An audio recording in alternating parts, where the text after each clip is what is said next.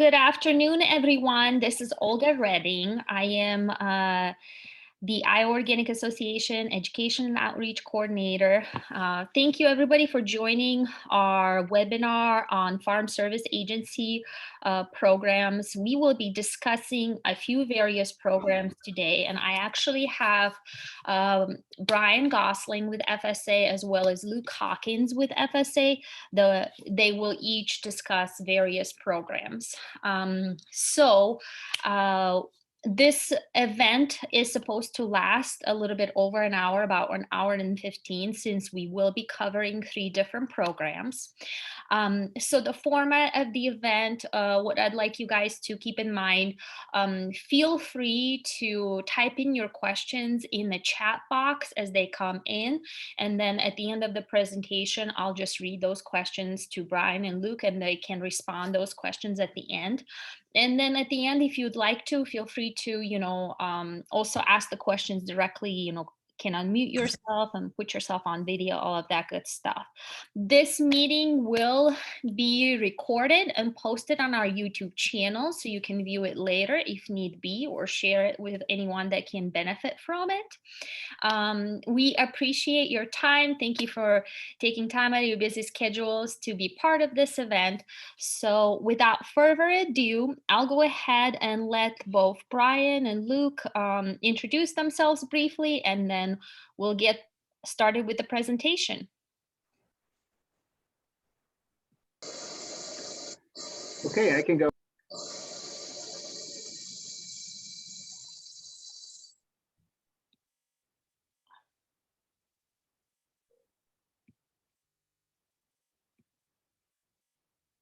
Brian, I think you're muted. I'm sorry. I might have. Can you unmute yourself? There you go. Sorry. There you go. All right. Okay, sorry about that. Now we're good? Yes, good now. Okay, so sorry about that. So I'm Brian Gossling. I'm the Farm Loan Program Director with Farm Service Agency. So I manage the loan program in Iowa. So I'll be talking about the programs that FSA has available from a loan standpoint, kind of a conventional loan standpoint, to help customers with primarily meeting their operating needs. So Luke, if you want to introduce yourself, and then I think you can jump into your presentation. Yeah, perfect. Thanks, Brian. I'm Luke Hawkins, and I am the Price Support Program Chief for Iowa FSA. And as far as price support programs go, today we'll be talking about farm storage facility loans and marketing assistance loans. So these are programs from our farm program side of things within the FSA office that deal with loans specifically for storage facilities and for short-term marketing opportunities for people's crops. So a little different take on loans than Brian's shop. Perfect. Welcome both Luke and Brian. We appreciate you being here, and we'll go ahead and get started with the presentation. I have it ready here. And Luke, feel free to let me know when you want me to move forward to the next slide. Good. You can move on to slide 2 here. So we'll start off talking about farm storage facility loans, and really, what is the program purpose for the FSFL program? The intent is to provide on-farm storage to producers to store and handle eligible facility loan commodities that they produce. We can move on to the next slide. A couple basic eligibility points that we have with this program. Applicants need to demonstrate a need for increased storage capacity with their operation. An exception to that is going to be if an applicant is applying only for an eligible handling and drying equipment, or a storage and handling truck, or if they are renovating existing structures. And this would be applicable to all owned storage that someone has. So we're not going to take into account if you're renting storage from someone. This program will help producers with low cost interest rates to put up structures of their own for storing their commodities. Along with this, applicants have to have a satisfactory credit history as determined by FSA, as well as to demonstrate the ability to provide a security for the loan that they're taking out. Depending on how large the loan is will depend on what security needs to be offered, and as well as paying the down payment, which we'll get into later, the different down payments we have on different loans, and also the ability of the applicant to repay the debt that they are taking out to finance this facility loan that they're taking out. One caveat to this is if an applicant wants to provide an irrevocable letter of credit from their financial institution to offer up as security for the loan that they're taking out through us at FSA here, that will streamline things for producers, and it negates the need for FSA to take further security on the loan or to even do the credit evaluation on our end. So that letter of credit is basically the bank or financial institution that you're using, saying that if you were to default on the loan, that they will take over the payment on that loan, and that is our security. So that's what we're good with. Again, the FSFL collateral must also be used for the purpose for which the FSFL storage equipment or storage and handling trucks are acquired, constructed, or installed, and that's going to be for the entire term of this facility loan period. So one thing to keep in mind with this is maybe you're putting up a hay shed, maybe you're putting up a bin. If you are putting up one of these for your, or getting a truck or trailer, if you're using that for your operation, it has to be used while you are still paying that loan off for your operation. You can't contract that out. So as you might have seen earlier, there are, we will loan on semi trucks. And one thing to keep in mind is it has to be used for, while that loan is outstanding, for that operation. It can't be used for any sort of commercial purposes. And then one final thing to really keep in mind with these loans, if you're thinking about using this financing option for a facility loan, no work and no delivery of materials can be completed on the project that you're looking into until an environmental review has been done and until that application has been approved either by your county committee or state committee. Depending on the size of that loan will depend on who it is that needs to be the approval authority for that loan. So keep in mind, if you are thinking about one of these projects, you do need to get into the office and talk to your local FSA office just about what the project is going to be and get the process rolling so that you're not waiting on us to get going on the project when you are ready to go on it. You can go on to the next slide here. A couple things. There are lots and lots of different eligible commodities. So I just grabbed a few of them here that do qualify for facility loan storage that are common in Iowa and that may be pertinent to this specific crowd. But different grains like corn, barley, oats, wheat, oil seeds, soybeans is the main one that we see there in Iowa. Different hays, different grass mixtures, forage mixtures are going to be eligible commodities.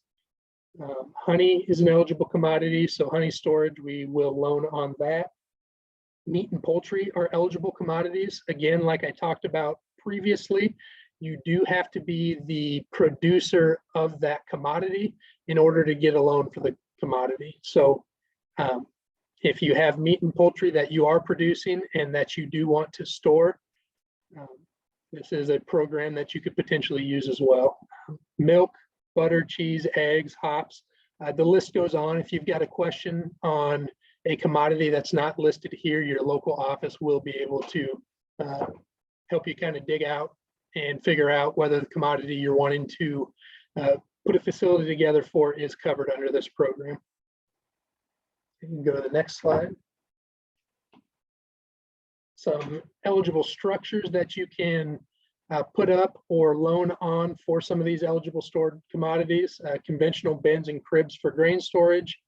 Grain drying equipment is covered under this program. Oxygen limiting structures for silage are also covered under this program. They've got some specific rules associated with them as well. If you are renovating one of those structures, so be sure to touch base with your local office on that. But basically, if you are renovating a structure, you've got to use a kit from the original manufacturer of that structure if you're going to do a renovation. Hay sheds and lofts are covered under this. Bulk tanks suitable for honey and milk storage are going to be covered under this program.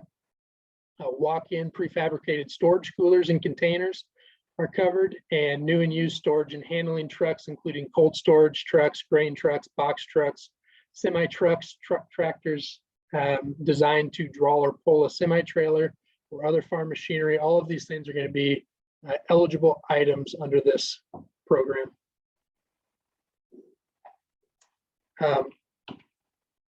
One wrinkle on this program is we do offer for a lower down payment, what is called a microloan.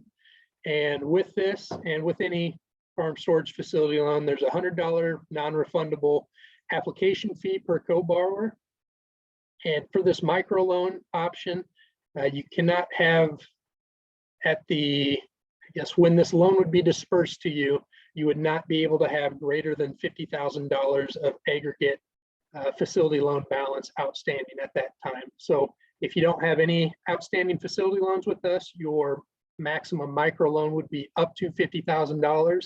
If you have $20,000 outstanding with us at the time you're applying, you're looking at a maximum microloan of $30,000 in that case. But the one good thing about this microloan program is it does give you the option for a 5% minimum down payment, which does differ from the majority of the facility loans that we do, which I'll touch on the next slide. But for this microloan program, terms can be 3, 5, or 7 years if it's new equipment. And if it's used or a renovated structure that you are using this microloan for, you're looking at a 3 or a 5-year term. So for your typical farm storage facility loan, so this is excluding the microloans, you're looking again at that $100 non-refundable application fee, and that is per co-borrower. And then with each of these loans, you're looking at a maximum of $500,000 per facility. Now that is a maximum dollar amount per individual loan. There is no maximum number of loans that you can take out though. You just have to be able to, like we touched on earlier, show the ability to make down payments and repayments on those loans. So as long as you can cash flow it, as long as you can show the need and the ability to repay, you can take out as many of these as you need and can justify. So I talked about $500,000 is per loan, and that goes to go along with that. You can only take out one loan per standalone structure. So if you've got a $1 million bin that you're putting up, you're looking at only being able to finance $500,000 of that through this program. What's different about this down payment from the microloan is it is a 15% minimum down payment. You can pay more than that down, but 15% needs to be shown as paid for this loan for your down payment. And for new structures and equipment, you're looking at 3, 5, or 7-year terms if your loan is $100,000 or less. If it's $100,000 to $250,000, you can choose up to 10 years on that term. And if you get into the $250,000 to $500,000 range, we add in that 12-year term that's available for producers to look into. We do not go over 12 years though on this program. Again, if you're doing used equipment or a renovation, you're going to be locked into those maximum of 5 years. So 3 or 5-year terms only on used equipment. And you can pop to the next slide here. This is kind of a table that we use in the office that is a brief outline of what you can get maximums for each type of loan. And your regular facility loan for new, again, we kind of talked over this already, but the one thing I'd like to point out here is if you are doing a loan for a truck, your maximum loan is going to actually max out at $100,000 instead of $500,000. And those terms are also going to max out at 7 years for new trucks, and again, 5 years for used equipment there. So interest rates, one thing to keep in mind with interest rates in this program, our interest rates will change monthly with this program, and they usually get announced on the first day of the new month. And you will not be locked into an interest rate until that application is approved by the proper approval authority. So just because you're applying today does not mean you'll get today's rate. So it's good to keep in mind and have as much as you can ready for us as you're coming into this process, that you're not going to get an interest rate locked in until we actually approve that application for you. So you may apply today but not get approved until June. You're going to get June's rate if that's what your approval date is from your county committee or state committee. That once you do have that interest rate locked in, that interest rate will remain in effect for the life of the loan. Just for reference, right now, May 2022 rates are at 2.625%. And this month is a little different than I've ever seen since I've taken into this position, but that is the exact rate for 3, 5, 7, 10, and 12-year loan terms. April, just to give you a point of reference of where rates have been going recently, April for 3 to 12-year loan terms was anywhere from 1.875 up to 2.125%. So in general, the lower term that you have, the lower rate you have. May has been one exception to that, where the rates were all set at 2.625%. So it has been a trend in recent months that those rates have been going up. Go to the next slide. And I guess we can chime in at the end if we've got any questions on facility loans as well. But getting into marketing assistance loans, I've got a quote here, call before you haul. We'll touch on that a little bit later, but if you are using the marketing assistance loan program, what we refer to as an MAL, you are going to want to call before you haul anything to your elevator. So get into the next slide, program purpose and some specifics with the program. This program is providing producers with interim financing at harvest time, though it doesn't have to be right at harvest, but it does help producers meet cash flow needs without having to sell their commodity right out of the field at harvest when marketing prices are typically at harvest time lows. Some things to keep in mind with this program: the commodity must have been produced and owned by the applicant, so you cannot buy a commodity and then put it under loan with us. It has to be your production, and you cannot have lost ownership interest in that production. These loans are 9-month loans, so they are very short term, but they do help with marketing through that crop year. Eligible commodities can be stored on farm, and we've also got an option where you can put under loan where you've taken that commodity to the warehouse and you have warehouse receipts in hand.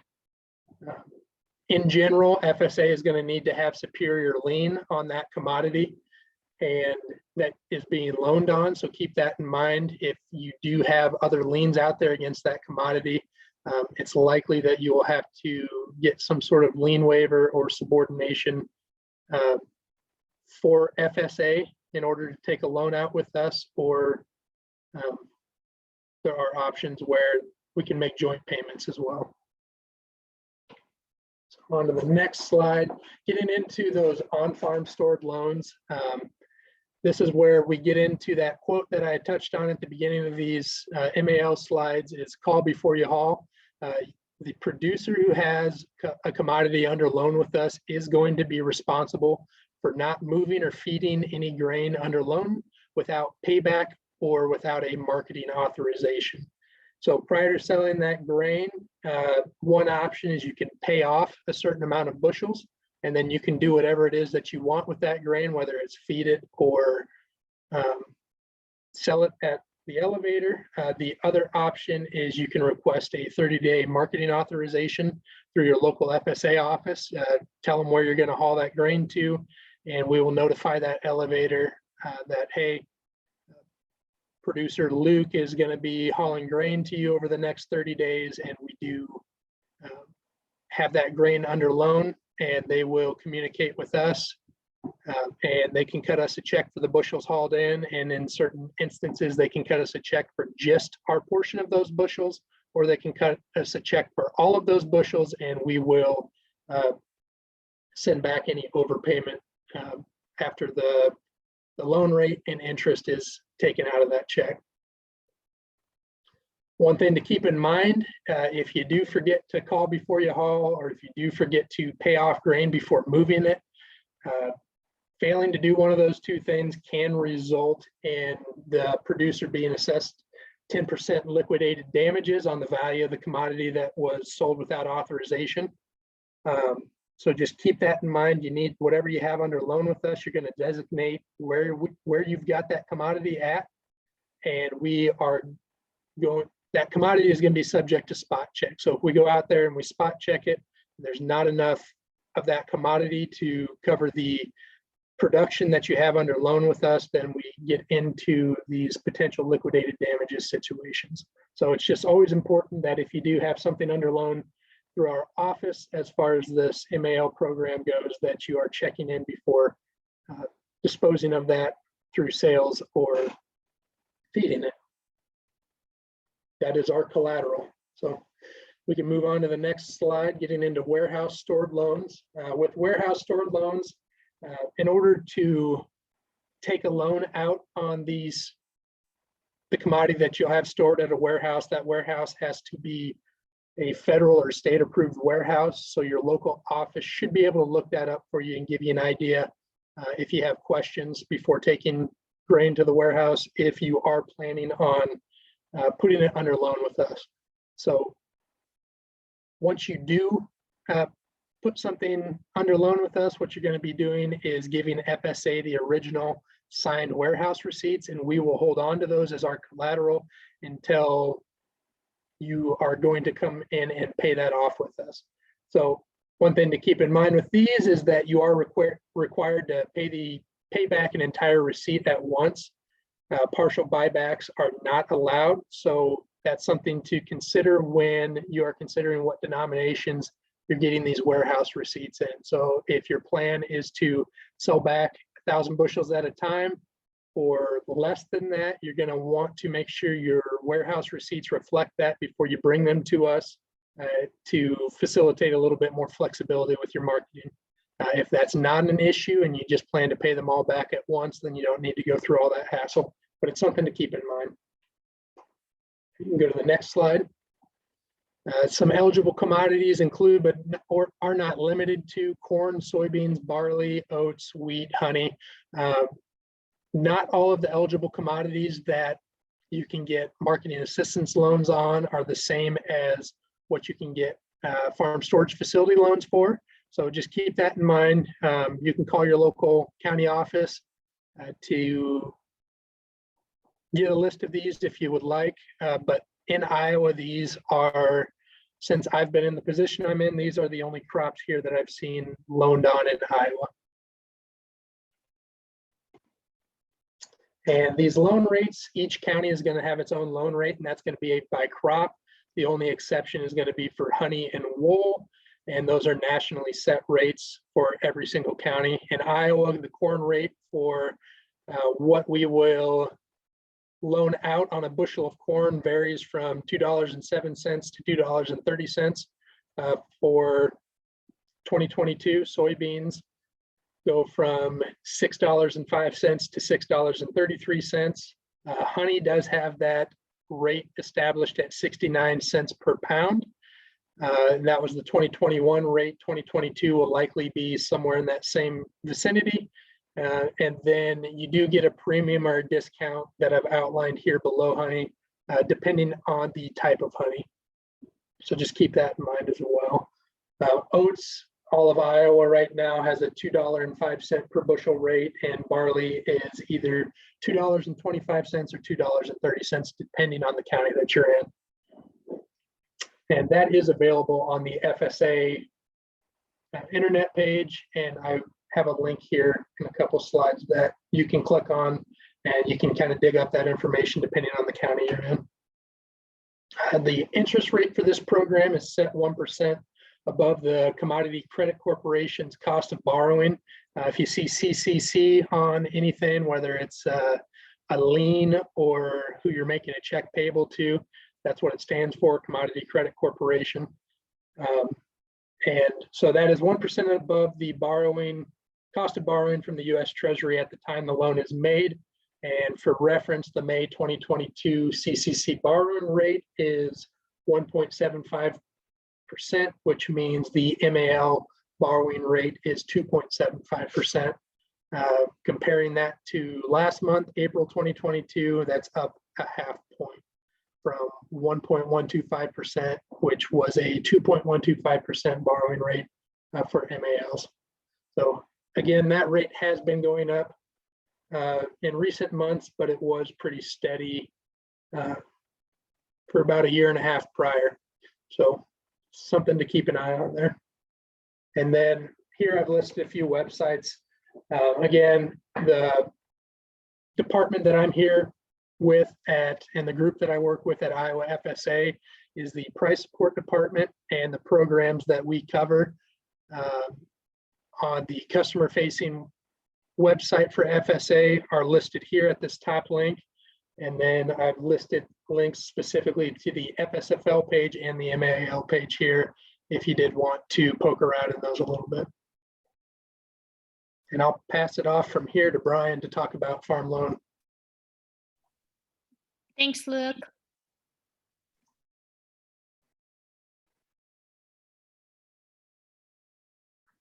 All right, thank you, Luke.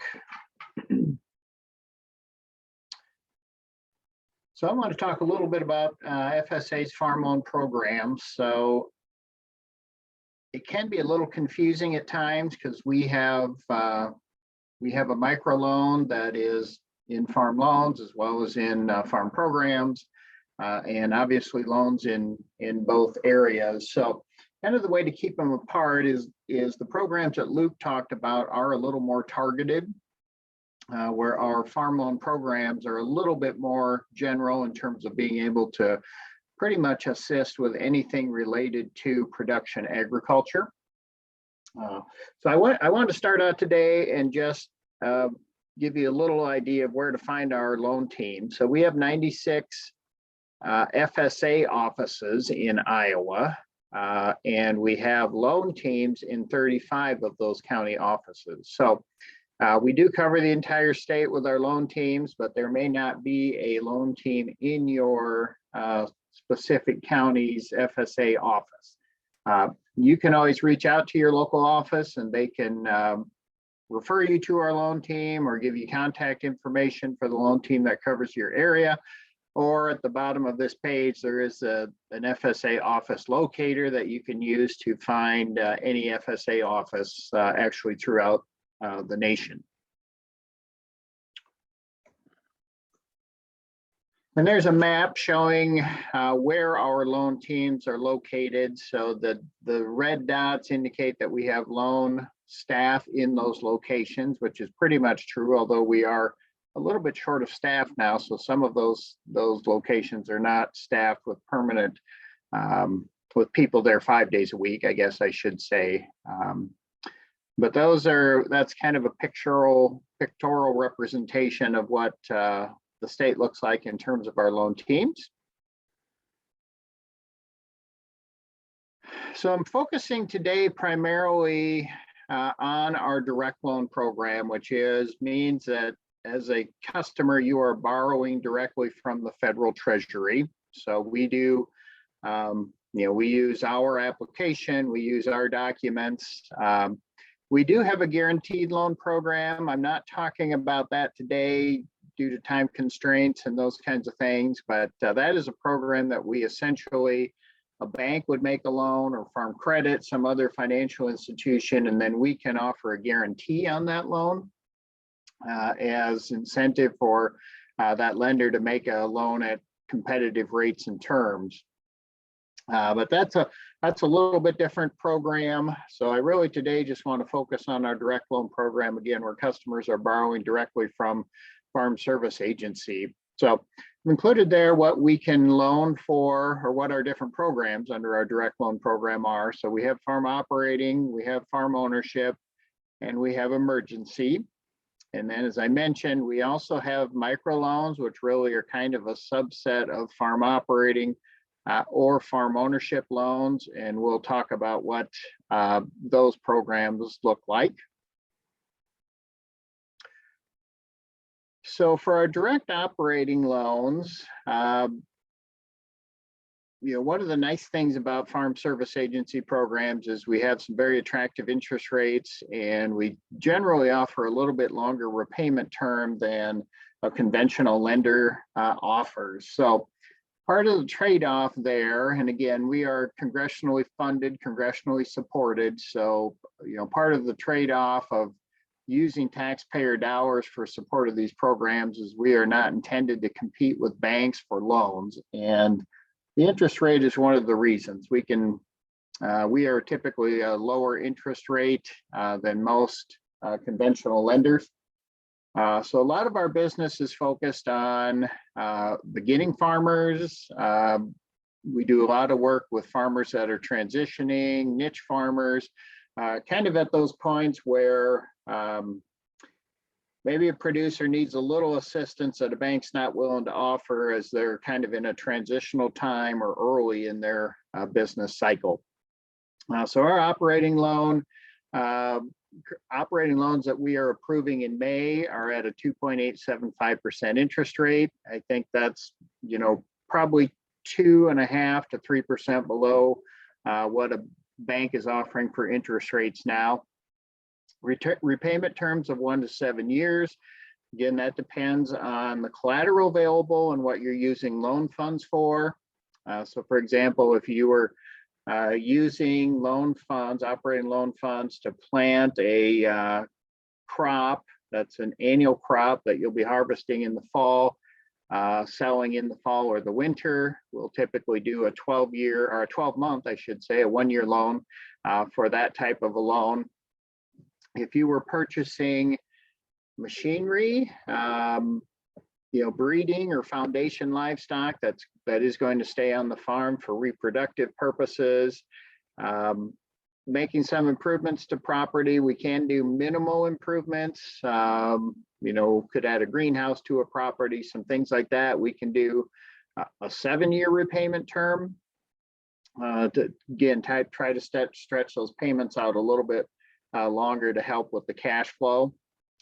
And then we do have a $400,000 limit with our direct operating loan program. So that's, again, you kind of see congressional influence there, that they're willing to give some attractive rates and terms, but they are going to limit the dollars that you can access under the program. So it is a $400,000 limit. Now, again, if you are customers that borrow $400,000, if they pay the loan down, they have the ability to readvance or borrow additional funds up to that $400,000 loan limit. So that's, again, a quick snapshot of what the operating loan looks like.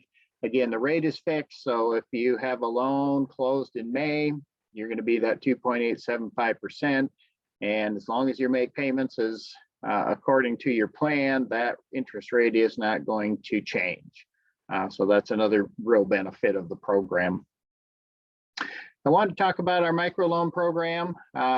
It was really designed to kind of hit some niche producers. So if you kind of look at the photograph there, at least in Iowa, lots of corn and soybeans and cattle and those kinds of things. But FSA, again, nationwide, kind of found this need for producers that were kind of out of those traditional farming enterprises. So fruit and vegetable growers, specialty crop and livestock folks had some trouble getting loans to finance their operation because there is a little more risk probably relative to production and marketing. Don't have quite as strong of crop insurance products that corn and soybeans, for example, might have.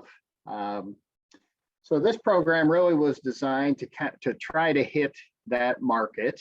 The other thing that's really nice about it is a simpler application process. So with our regular loan program, we rely fairly heavily on farm experience. Not that we can't make a loan to somebody with very little experience, but we tend to rely a little bit more heavily on experience and production records and those kinds of things. Where under this microloan program, it is a great opportunity for a starting farmer to be able to get into a loan program, kind of grow their business as they grow their understanding of borrowing money and applying for loans and collateralizing loans and all those kinds of things. So it is kind of a neat program for somebody, again, that is looking at, kind of an entry point into production agriculture.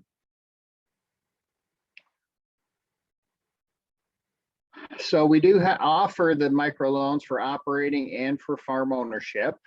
There is a $50,000 max for each of those loan types. So we could loan $50,000 for operating, $50,000 for a farm ownership purpose. Now, of course, a $50,000 farm ownership loan, if you're looking at buying land, it's not going to buy a lot of land. So we do things like, again, we could put a greenhouse up. We can use it as a down payment. We can make improvements to real estate, irrigation.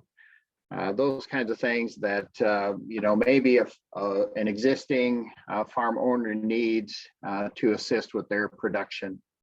And then the interest rate is based on the program that's available. So if you've got an operating loan, microloan in May, the interest rate's going to be that 2.875% that I talked about on the couple slides previous. So loan uses, again, the generalized comment is that anything with production agriculture, we can use operating loans to fund.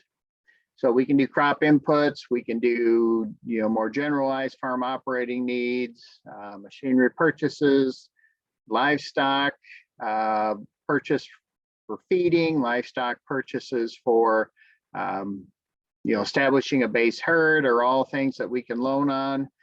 And then we can also do environmental programs. So we have, we've made loans for people that are, maybe converting to a no-till or some kind of planting program that they have not used in the past. We can use those funds for people that are converting to organic. Those kinds of things. So again, that would be relevant for folks tied in with our discussion today. So again, lots of flexibility as long as it's tied to production agriculture. We can even refinance debt. So we do that on occasion if it makes sense for the applicant and other creditors involved.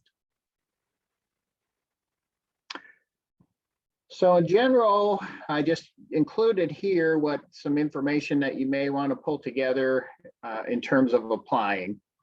And I will say that what FSA is looking for in general from an applicant is the same as you would find at a bank or most other lending institutions.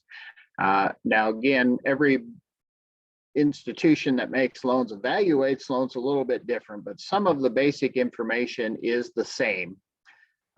So if you are interested in a loan, you would apply at your local FSA office. Again, if they don't have a loan team, they will get you to a loan team. Some things that you may want to pull together as you're thinking about an FSA loan application. One is a narrative discussing your background, what your farm plans are, what your goals are, and what your marketing plan is. Now, again, some people like to do a formal business plan. That's perfectly fine.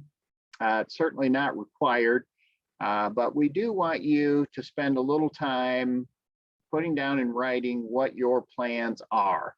And that is helpful for FSA in terms of planning, being able to tell you what programs we have that might be able to help, be able to assist you. We also think it's valuable for you as a customer. You want plans, you want goals that you can use as your marker to go back to and say, okay, is this decision I'm making, this purchase, this expenditure, whatever it might be, is this consistent with my plans for the future of my farm operation? So we think it's beneficial for that as well. So we do like to see a good narrative. Again, it can be written on some notebook paper and those kinds of things. It does not have to be formal, but it does take some investment in thinking about the process. We also like 3 years of tax returns if they are available. So in other words, if you have filed 3 years of tax returns, we do like to see those. And that is true even if you maybe are not farming currently. We at least like to see a 1040, just so we have a little bit of an idea of income into the farm operation. That can be expected. Last 2 pay stubs, if you somebody that's applying has employment off the farm, we do like to see a couple pay stubs. We can do, you can also get verification from your employer, some of those kinds of things that, again, what we're after there is trying to get a handle on what income resources may be coming in to assist the farm. If you have been farming, we like to see 3 years of production records. And then a couple financial documents that FSA can help prepare.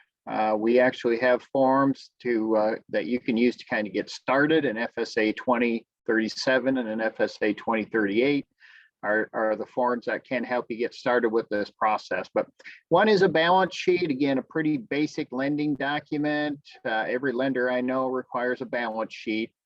And if you are not familiar with that, if you took high school accounting, you probably covered balance sheets, assets on the left-hand side, liabilities on the right-hand side, and then it will show your net worth. So it's comparing your assets to your liabilities. Again, Farm Service Agency staff can help you pull that together. The things that you will want to think about to kind of aid in that process, if you don't use your bank's balance sheet or you don't prepare one yourself, is write down what you own for assets, putting a realistic value on the value or on the balance sheet or on your sheet of paper, and then writing down what you owe to other people, banks, credit cards, whatever it might be, and then kind of match that up with those assets. And then the other item that's, again, pretty standard with lending is an income and expense plan. Some people call it a cash flow.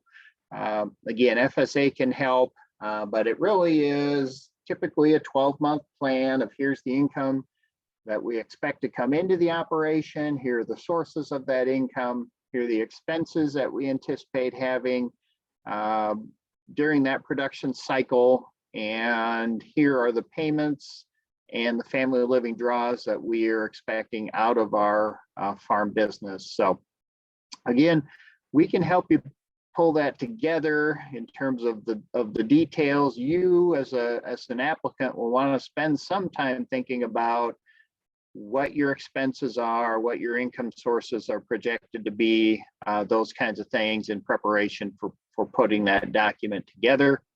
If you can put it together, or at least get a good shell together, that's all the better before you go in and talk to your lender.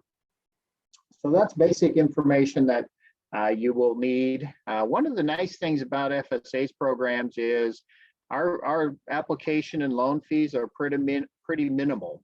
And for operating loans, we might actually just need a credit report fee, which can range from roughly $16 up to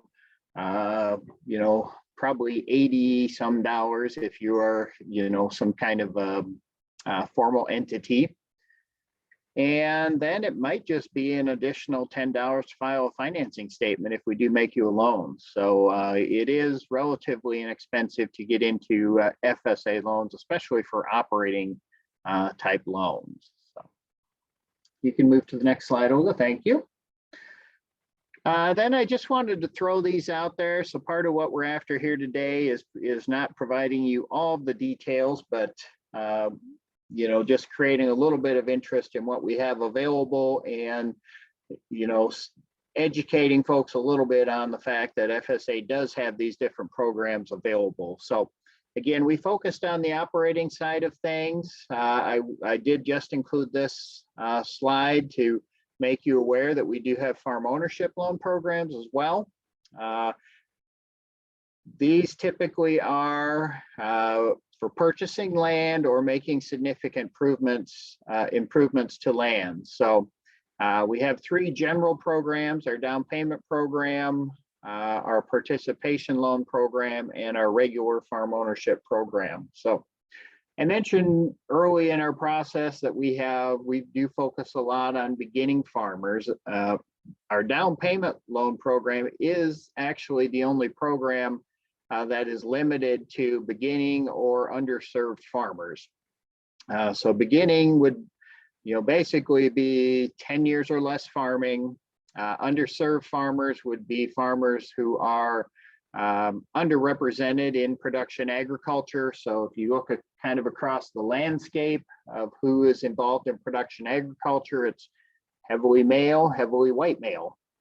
So we have some programs targeted specifically to female farmers and to racial and ethnic minority farmers.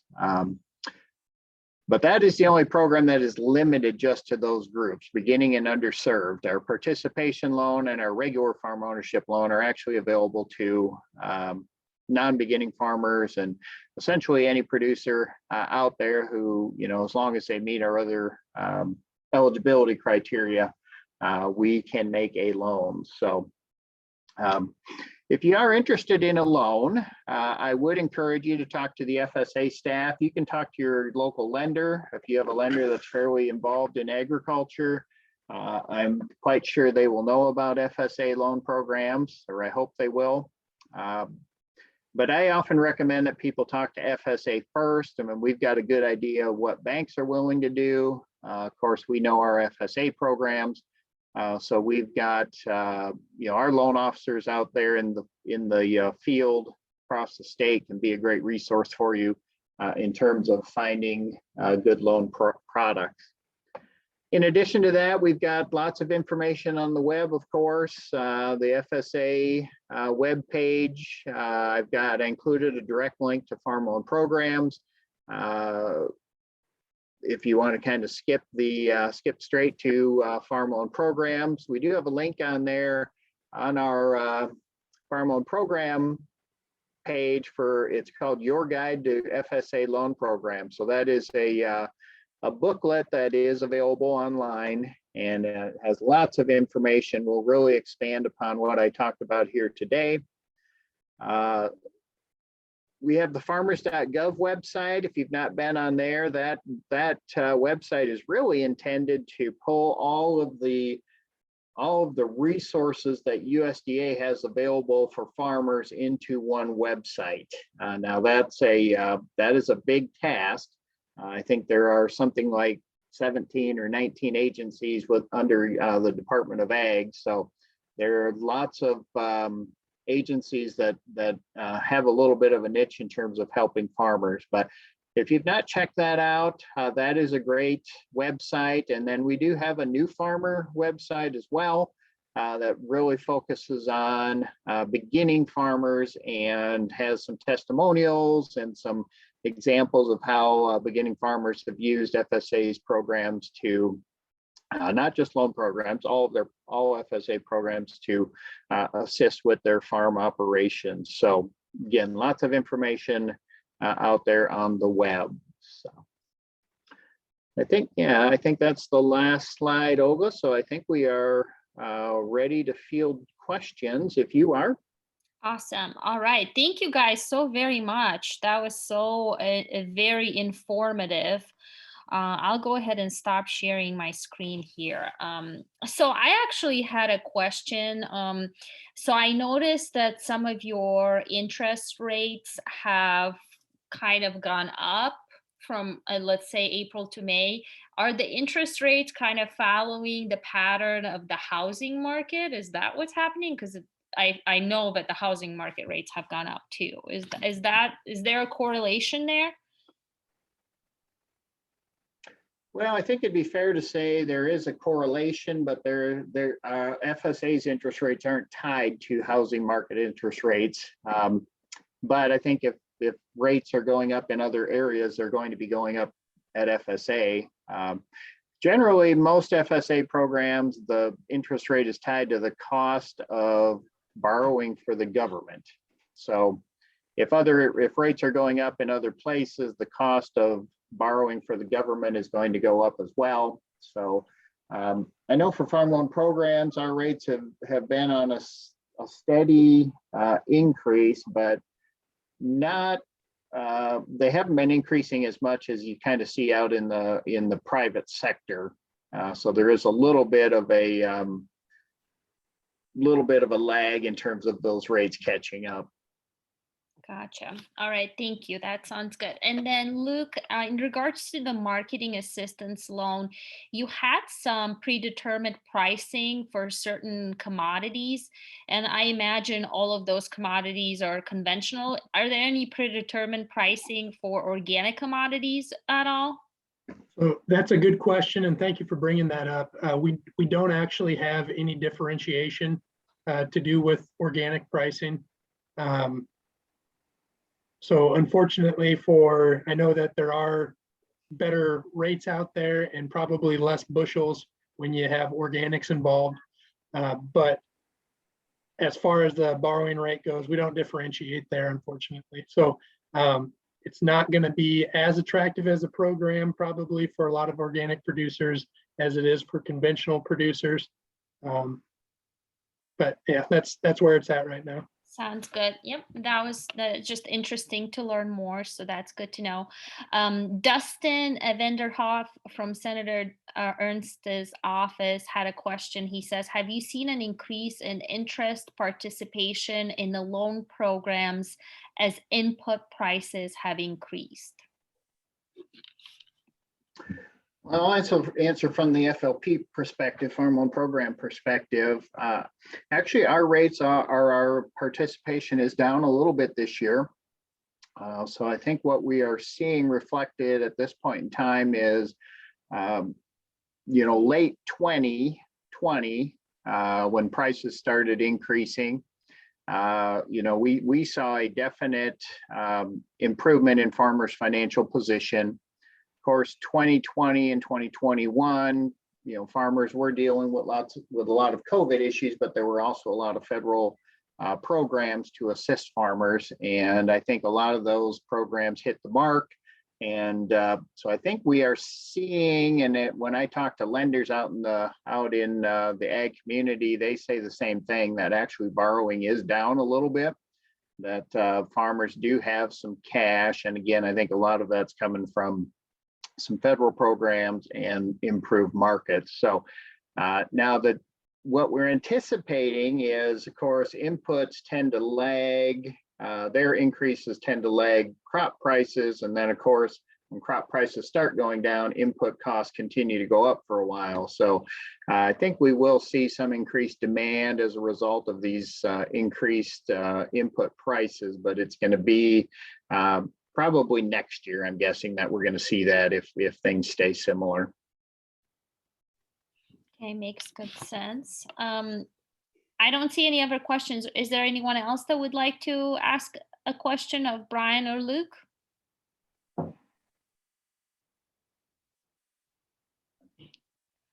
Well, there's definitely a lot of benefits in using your loans. They're great terms as far as interest rates are concerned. So, a lot of resources available through FSA, you guys. So, if there are no additional questions, we can certainly end the webinar. But what I want to let you know, guys, is I will be following up with everyone that attended and be sending you a survey link. It will literally take you a few minutes to reply.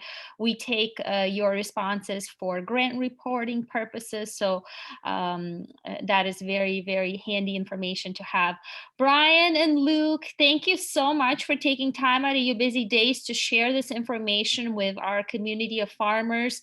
There was quite a few more folks that are SVP, but you know how things happen. I'm sure everybody will circle back with the recording on our YouTube channel, and I'll be sure to share that with everyone. So anyone that wasn't able to be here today can check it out. All right, guys. Well, thank you again for being here today, and I hope you all have a great rest of your day. Yeah, thank you for the opportunity. Of course. Of Yep, course. thanks, Olga. Of course. Have a good day, guys.